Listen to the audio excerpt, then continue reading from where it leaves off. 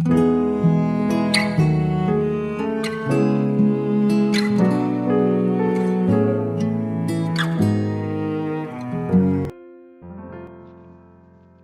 saudara yang dikasihi Tuhan Yesus, selamat pagi dan salam sejahtera bagi saudara semua. Saya menyapa bagi saudara semua yang ada di Indonesia dari Sabang sampai Merauke, baik yang di kota maupun yang ada di desa. Dan saudara yang ada di Malaysia, di Sabah, di Sarawak, di Kuala Lumpur, senang sekali kembali menjumpa saudara pada saat pagi hari ini. Kiranya damai sejahtera dan sukacita daripada Roh Kudus senantiasa ada melimpah dalam kehidupan saudara semua, puji Tuhan. Selamat datang kembali di Pokok Anggur bersama saya Yosia Krispianto. Mari saudara, sebelum kita bersama-sama untuk merenungkan firman Tuhan, mari kita satu di dalam doa. Bapa di surga, Bapa yang baik, yang penuh dengan kasih karunia, Bapa yang kami muliakan di dalam nama Tuhan Yesus, kami mengucap syukur oleh karena pertolongan dan penyertaan Tuhan di sepanjang malam dalam istirahat kami, sehingga kami boleh melewati malam hari ini dengan penyertaan, dengan penjagaan dan perlindungan daripada Tuhan. Itu semua karena berkat pertolongan Tuhan semata. Dan pada pagi hari ini kami kembali rindu ya Tuhan untuk bersama-sama merenungkan firman-Mu. Berbicaralah kepada kami, urapi kami dan jamah hati kami, sehingga kami dapat memahami maksud firman Tuhan. Terima kasih Tuhan. Kami siap merenungkan firman-Mu hanya di dalam nama Tuhan Yesus. Kami berdoa. Amin. Baik saudaraku, kita akan membaca bersama di dalam Mazmur 103 ayat yang ke-15 sampai yang ke-18. Adapun manusia hari-harinya seperti rumput, seperti bunga di padang, demikianlah ia berbunga. Apabila ingin melintasinya, maka tidak ada lagi ia, dan tempatnya tidak mengenalnya lagi. Tetapi kasih setia Tuhan dari selama-lamanya sampai selama-lamanya atas orang-orang yang takut akan Dia, dan keadilannya bagi anak cucu, bagi orang-orang yang berpegang pada perjanjiannya dan yang ingat untuk melakukan titahnya. Puji Tuhan.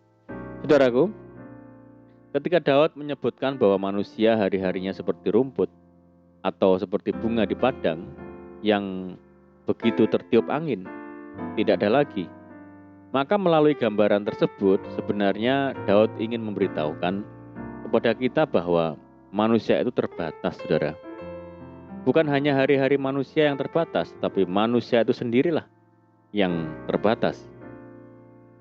Sekalipun setelah peristiwa Menara Babel, Allah berfirman, mulai dari sekarang apapun juga yang mereka rencanakan tidak ada yang tidak akan dapat terlaksana.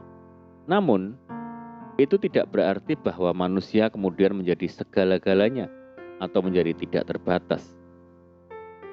Manusia dalam berbagai keluarbiasaan pikiran, ciptaan, karya, kemampuan, pada akhirnya harus mengakui keterbatasannya, saudara. Keterbatasan manusia bukanlah karena dosa, tapi merupakan hakikat manusia itu sendiri. Dosa membuat keterbatasan manusia menjadi lebih berat lagi. Kata angin yang melintas pada ayat yang ke-16 bagi Daud merupakan gambaran dari hadirnya kematian. Bila kematian melintasi kehidupan seseorang, maka manusia itu tidak ada lagi sehebat atau berkuasa apapun ia ketika masih hidup. Celakalah manusia yang karena sedang berada di puncak kehebatannya, menyangkali keterbatasannya. Saudara, mengakui keterbatasan bukan tanda tidak beriman. Justru sebaliknya, merupakan tindakan iman yang sekaligus menunjukkan sikap realistis yang harus selalu manusia kembangkan di dalam dirinya. Mengakui keterbatasan di satu sisi membuat manusia terus berusaha, tetapi di sisi lain membuat kita tidak memaksa diri dan juga mengakui bahwa ada satu yang tidak terbatas. Saudara, peristiwa kematian mengingatkan kita lagi bahwa kita semua adalah makhluk terbatas, sehebat apapun kita sekarang ini. Ketika manusia hidup, dia seperti bunga rumput yang indah di padang. Tetapi ketika angin kematian bertiup, maka bunga itu lenyap dalam sekejap. Demikian pula manusia dalam segala kemegahannya. Saudara, mengakui keterbatasan jangan dipahami dengan cara negatif yang membuat orang tidak lagi berusaha dan pesimis menjalani hari-harinya. Mengakui keterbatasan semacam ini justru mengingkari potensi besar yang Tuhan berikan di tengah-tengah keterbatasan manusia. Saudaraku, lalu apa manfaat mengakui keterbatasan kita? Pertama adalah membuat kita selalu bergantung pada pertolongan Allah. Yang kedua adalah membuat kita belajar untuk hidup bukan untuk diri sendiri dan dengan sendiri, tetapi juga untuk sesama dan dengan sesama. Yang ketiga, membuat kita waspada dan tidak sembrono menjalani hidup ini. Yang keempat, menghargai hidup, sehingga sayang sekali bila kita akhirnya membuang-buang waktu dan kesempatan dalam hidup demi mengerjakan hal-hal yang tidak penting. Saudaraku, ketika manusia terbatas, maka kasih setia Tuhan justru tidak terbatas bagi orang-orang yang takut akan Tuhan dan yang berpegang pada firman-Nya. Kasih setia Tuhanlah yang menolong kita dalam semua keterbatasan kita, saudara. Maka patutlah kita yang terbatas senantiasa mencari pertolongan dari Allah yang tidak terbatas. Saudaraku, marilah kita yang masih bisa menarik nafas panjang sekarang ini belajar untuk menghargai hidup yang terbatas dan mempergunakan sebaik-baiknya bagi Tuhan dan sesama kita. Amin, puji Tuhan. Mari kita berdoa. Bapa di surga, Bapa di dalam nama Tuhan Yesus, terima kasih buat firman-Mu. Kami menyadari ya Tuhan bahwa kami terbatas adanya. Oleh karena itu kami mau mendekat kepada Tuhan yang tidak terbatas.